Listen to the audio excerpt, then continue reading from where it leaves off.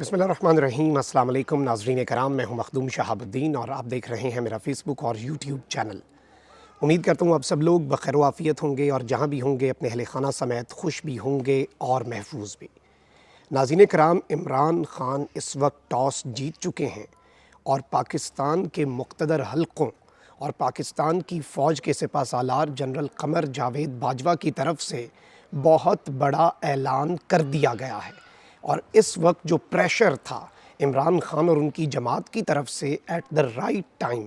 ऐसा लग रहा है कि ना सिर्फ वो प्रेशर काम कर गया है बल्कि अब बहुत सी चीज़ें वाज़े होती जा रही हैं। लेकिन इस सारे के सारे मामले में अभी सिर्फ टॉस जीता है, मैच अभी बाकी है और मैच में ही पता चलेगा कि एम्पायर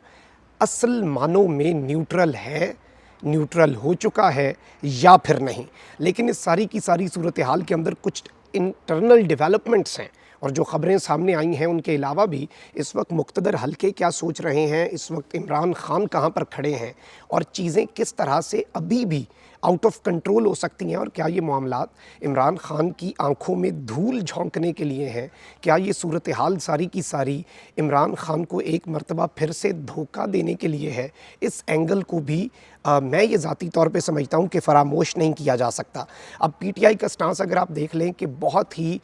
तरीके से और एक एक करके one step at a time उन्होंने अपना पॉलिटिकल नैरेटिव, चाहे वो साजिश का था, साइफ़र का था, मुदाखलत का था, वो भी, और फिर न्यूट्रल्स का, मुक़्तदर हलकों का और यहाँ पर जो मकामी हैंडलर्स हैं वो बड़ी एक ऑर्गेनाइज़ तरीके में और बड़े अहसन तरीके में आवाम तक अपना नैरेटिव और अपना जो मौक़िफ़ है वो इमरान खान और उनकी पार्टी पहुँचा चुकी। अब जो ज़िमनी इंतखाबात हैं जो कि सबसे बड़ा मैच है, आप इस वक्त एक बात समझ लें कि 17 जुलाई का जो इंतखाब होना है, जो 20 एमपीएस की सीटें हैं, 22 जुलाई को हमज़ा शहबाज का वज़ारत आला का इंतखाब इम्पॉर्टेंट नहीं है, फ़ैसला 17 जुलाई को हो जाना है। अब इस फ़ैसले ने बताना है, यहाँ पर नताइज ने ये बताना है कि मुल्क में सियासी सूरत हाल क्या होगी, शहबाज शरीफ की हुकूमत रहेगी, क़बल अज़ वक्त इंतखाबात होंगे या नहीं। अब इस सब में पॉलिटिकल इंजीनियरिंग का बहुत बड़ा इल्ज़ाम पाकिस्तान तहरीक इंसाफ की तरफ से लगाया गया।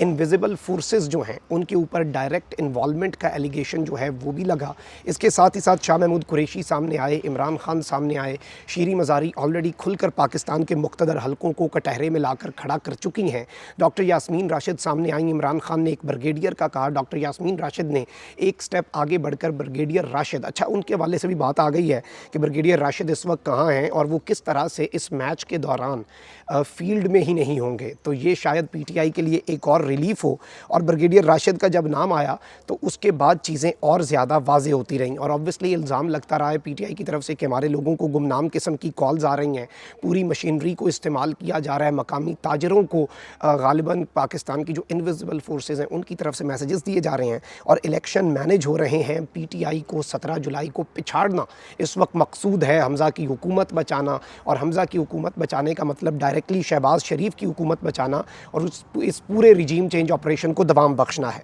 अच्छा, उसके बाद अब आप देख लें कि आर्मी का रिस्पांस आना नेचुरल था बिकॉज एलिगेशंस बहुत ज़्यादा संगीन हैं। तो ये जो रिस्पांस आया है क्योंकि ये प्रेशर बिल्डअप हो रहा है। आप इस वक्त आवाम के नारे देख लें, आप इमरान खान के जलसों के अंदर आवाम के प्लेकार्ड्स देख लें, आप सोशल मीडिया देख लें, इस वक्त इम्पोर्टेड से भी ज़्यादा ऐसा लग रहा है कि जो तनकीद हो रही है वो न्यूट्रल्स पर हो रही है। और गालिबन उसमें एक फैक्टर ये भी है कि आपको एक्सपेक्टेशंस हर्ट करती हैं, तो बहुत से लोग इनसे एक्सपेक्टेशंस भी लगाए बैठे थे न्यूट्रल से, जो कि उनकी जब मजरूह हुई तो उसके बाद फिर वो ये जो रद्द अमल आया, उस एक्शन का जो रिएक्शन है वो इस तरह से आया। अब क्या कहा गया है जनरल बाजवा की तरफ से, अहकामात क्या हैं, इस चीज़ को समझना ज़रूरी है। अगर इन पर अमल होता है तो ये किस तरह से इमरान खान और इस्टेब्लिशमेंट के रिलेशंस को बेहतर कर सकेगा और जो ट्रस्ट डेफिसिट है, जो एतमाद का फुकदान है, किस तरह से वो ख़त्म होगा और फिर एक नया ट्रस्ट का जो रिश्ता है वो कायम हो सकता है। और अगर ये ऑर्डर्स सिर्फ़ और सिर्फ आंखों में धूल झोंकने के लिए हैं फिर बहुत ज़्यादा ख़तरनाक हो सकता है। जिस चीज़ को कूल डाउन करने की कोशिश की जा रही है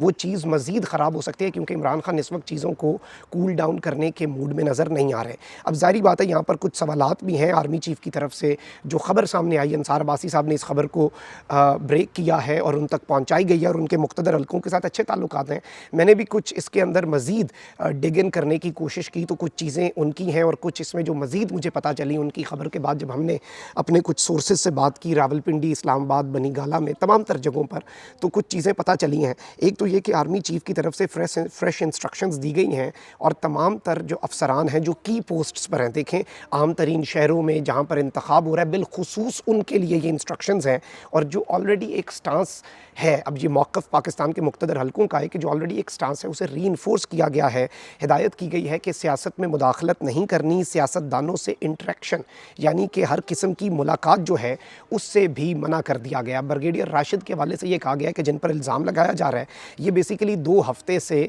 किसी काम के सिलसिले में, प्रोफेशनल डेवलपमेंट के सिलसिले में ये लाहौर में है ही नहीं और ये इस्लामाबाद में हैं। तो इनडायरेक्टली एक तरह से ये मैसेज भी दिया गया है कि वो फील्ड में नहीं होंगे और ये एतराज़ भी दूर कर दिया गया क्योंकि प्रेशर तो बिल्डअप हो रहा था। और फ़ौज ऑब्वियसली अभी भी कुछ चीज़ों के ऊपर फ़ौज ने अफसोस का इज़हार भी किया है। PTI के सामने कुछ मुतालबात भी रख दिए गए हैं इनडायरेक्टली पाकिस्तान के मुक़्तदर हलकों की तरफ से जो मैसेज दिया गया है। फ़ौज ये कह रही है कि पहले हम पर प्रेशर डाला गया कि आप न्यूट्रल ना रहें, इस पूरे रिजीम चेंज ऑपरेशन को नाकाम बनाएं, हमारा साथ दें। जब हमने ये नहीं किया, बाद में हमें कहा गया कि आप किसी और का साथ ना दें और अब न्यूट्रल अपने आप को कहते हैं तो न्यूट्रल ही रहें। फ़ौज का ये भी कहना है कि हमारा बिल्कुल माजी रहा है पॉलिटिकल इंजीनियरिंग का, लेकिन अब हम इससे बचना चाहते हैं। और दिफाई ज़राए जो हैं उन्होंने इस बात पर अफसोस का और इल्ज़ामात पर अफसोस का इज़हार करते हुए कहा है कि ISI के सेक्टर कमांडर जिन्हें PTI के रहनुमा बदनाम कर रहे हैं 15 दिन से ज़ायद अरसे से लाहौर में मौजूद नहीं हैं और पेशावराना काम के सिलसिले में इस्लामाबाद में मौजूद हैं। दिफाई ज़राए का इसरार है कि PTI को चाहिए कि वो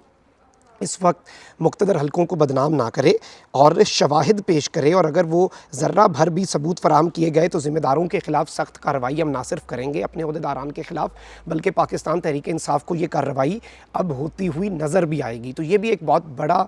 बड़ी ऑफ़र कर दी गई है PTI को और इमरान खान को कि हम आपके मुतालबात पर इन सब के ख़िलाफ़ कार्रवाई करेंगे। और ऑब्वियसली प्रेशर तो बिल्डअप हो रहा है और ना सिर्फ डायरेक्शंस दी गई हैं बल्कि इन्हें पब्लिक भी करवाया गया, यानी कि ये जो ऑर्डर्स जारी किए गए हैं इन्हें पब्लिक भी किसी वजह से करवाया गया है, अंसार अब्बासी साहब के थ्रू भी और दीगर जो साफ़ी हैं। और ऑब्वियसली फिर मैंने भी कुछ रब्ता किया और एक मैसेज देने के लिए कि भाई ये जो इस इलेक्शन है इसमें हम अब पीछे हैं, हम अब इस मामले से बाहर हैं और अगर इन पर अमल होता है तो ऑब्वियसली ये इमरान खान और इस्टेब्लिशमेंट के ताल्लुकात के अंदर जितनी कशीदगी आई है, 17 जुलाई को दूध का दूध पानी का पानी हो जाना है। जितने साफ़ी वहाँ पर मौजूद हैं, इवन वो साफ़ी जो बिल्कुल PTI के नाक़िद भी रहे हैं, वो भी कह रहे हैं कि यहाँ पर तो जी वन साइडेड है, लैंडस्लाइड विक्ट्री है, औखी सौखी भी नहीं बल्कि लैंडस्लाइड PTI की विक्ट्री होनी है। और अगर ऑब्वियसली ये ऑर्डर्स आंखों में धूल झोंकने के लिए होते हैं तो ये सूरत हाल आप अंदाज़ा भी नहीं कर सकते कि जिस सिचुएशन को डिफ्यूज़ करने के लिए किया जा रहा है और PTI को अगर फिर भी मुदाखलत नज़र आती है, PTI को फिर भी नज़र आता है कि पॉलिटिकल इंजीनियरिंग हो रही है, तो फिर जो रही सही कसर है वो भी निकलेगी और फिर खुल कर बातें होंगी। ये मैं आपको PTI की तरफ से इसका रद्द-ए-अमल समझ लें आप, बेशक इस स्टांस को, ये इसे ख़बर समझ लें आप और ये तज्ज़िया नहीं है। और फ़ौज ऑब्वियसली इस वक्त तमाम तर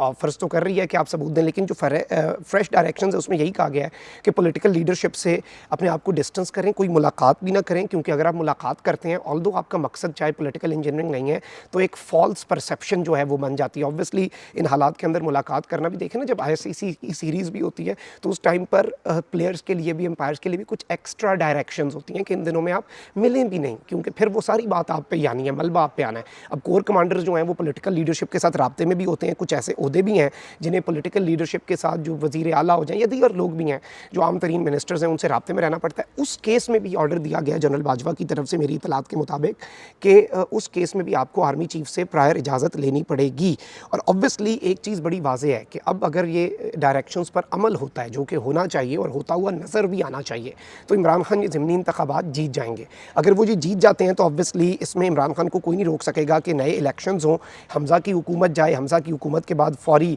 जो वालिद गिरामी हैं शहबाज शरीफ साहब, उनकी हुकूमत चली जाए और फिर इमरान खान का जो मौक़िफ़ है वो इसी तरह से रीइंफोर्स होता रहेगा। ये एक बड़ी अहम डेवलपमेंट होगी। लेकिन यहाँ पर एक चीज़ बड़ी वाज़ेह है कि कशीदगी अभी भी बरकरार है, ऑल्दो जो प्रेशर है उसके सामने एक तरह से आप कह सकते हैं कि गिव अप किया गया है और इस जो नैरेटिव एक बनता जा रहा था उसके अंदर मैदान में आकर ये बयानात दिए गए हैं कि हम इस सिचुएशन को कंट्रोल करेंगे, डिफ्यूज़ करेंगे। लेकिन आप समझ सकते हैं कि ये मामला क्या है। इसमें इवन साथ अफसोस का भी इजहार कर दिया गया, यानी कशीदगी जो है अगर आप देखें ख़बरें जो आ रही हैं तो ये वो बरकरार है। ऑब्वियसली अगर ये सब कुछ ठीक तरीके से हो जाता है, ट्रस्ट डेफिसिट कम होगा, मामलात ठीक होंगे। अगर नहीं होता तो यकीन माने ये पूरा डायरेक्शंस आने के बाद अगर ये सब नहीं होता तो फिर रद्द-ए-अमल शायद पीटीआई का आम हालात में जो उनके साथ इलेक्शन मैनेज होता वो सख्त होता, इस दफ़ा सख्त तरीन भी हो सकता है। तो एक बहुत बड़ा इम्तिहान है और उम्मीद यही है कि इदारे जो हैं वो इस सब के अंदर सुरखरू होंगे और इदारे का जो वक़ार है वो उसी तरह से रहेगा ताकि वो वक़ार भी मजरू ना हो सके, क्योंकि इदारे की साख से और इदारे के वक़ार पाकिस्तान का वक़ार है और पाकिस्तान की सलामती के लिए भी ये बहुत ज़रूरी है। अपना बहुत ख्याल रखें। अल्लाह निगहबान। पाकिस्तान जिंदाबाद।